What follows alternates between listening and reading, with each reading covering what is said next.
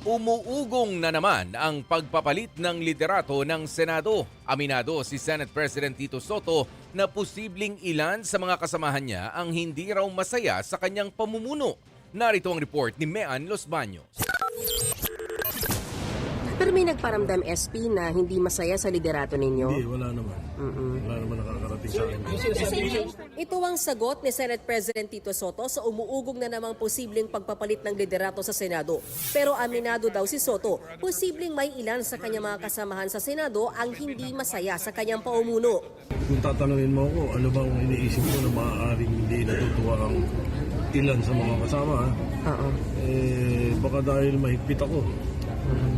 Mahigpit ako sa insertion sa budget. Nito lang nakaraang linggo, nagdesisyon ang mayorya na palitan Senator Amy Marcos bilang chairman ng Committee on Foreign Relations. Ipapalit sa kanya si Senator Erwin Tulfo. Ang sabi noon ni Senate President Pro Tempore Ping Lacson, sa miyembro kasi ng mayorya dapat napupunta ang Foreign Relations sa isang major committee.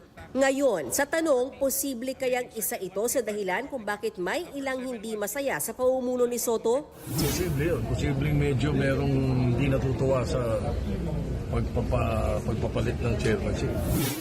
Para mapalitan ang Senate President, 13 senador dapat ang bumoto pabor dito.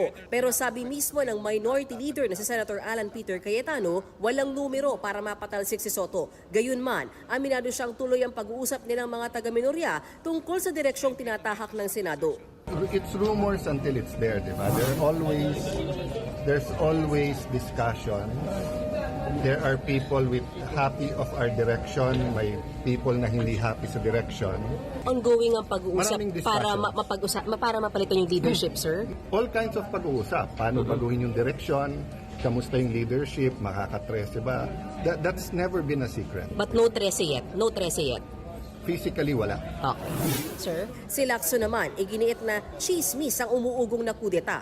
Kung meron man daw banta para palitan ang Senate leadership, maihahalin tulad lang daw ito sa isang continuing crime at isang banta na nandyan na mula pa noong unang panahon. Si Senator Erwin Tulfo naman, wala raw nakikitang dahilan para magpalit ng leader ang Senado. Wala pong kumuusap sa inyo.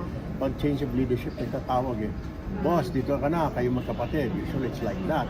Pero decent talagang wala naman, tahimik. It's quiet. Natanong din namin sila Senators Risa Hontiveros at JV Ejercito kung may lumapit ba sa kanila para manghikayat na magpalit ng Senate President. Pero wala ang kanilang sagot.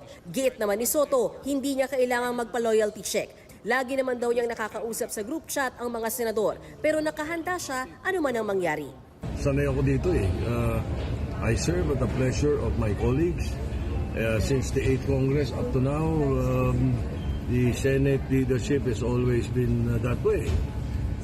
Depende sa mga kasama. So there's no problem with the majority. Ganun ang naririnig ko. Nagbabalita mula sa Frontline, Mean Los Baños, News 5. Mga kapatid, ako po si Ruth Cabal. Dito tayo sa totoo, dito tayo sa True FM.